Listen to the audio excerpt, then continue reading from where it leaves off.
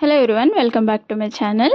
పాలమీగడ store చేసుకొని ఒక బాక్స్లో వేసి ఫ్రిడ్జ్లో పెట్టుకున్నానండి. 10 days అవుతుంది. ఇప్పుడు మిక్సీలో వేసుకొని ఒక్కసారి గ్రైండ్ చేసిన తర్వాత చల్లటి నీళ్ళు వేసుకొని మళ్ళీ గ్రైండ్ చేసుకోవాలి.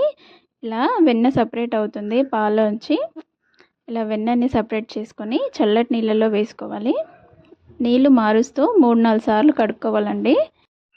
పాలు అనేవి ఉండకుండా నీట్గా కడిగేసుకోవాలి. చల్లటి నీళ్ళు వేస్తే వెన్న కరగకుండా ఉంటుంది, ముద్దలా వస్తుంది. ఇప్పుడు స్టవ్ పైన పెట్టేసుకొని మీడియం టు హై ఫ్లేమ్ పెడుతూ నెయ్యి కాచుకోవాలి.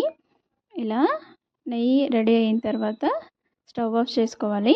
చల్లారిన తర్వాత మనం స్టెయిన్ చేసుకోవాలండి. అంతే, ఇంట్లోనే స్వచ్ఛమైన నెయ్యి రెడీ అయిపోతుంది. చాలా సింపుల్ అండి ఇంట్లో చేసుకోవడం. అలాగే నా వీడియో కనుక నచ్చితే ప్లీజ్ లైక్ చేయండి, షేర్ చేయండి, సబ్స్క్రైబ్ చేసుకోండి. Thank you so much for watching.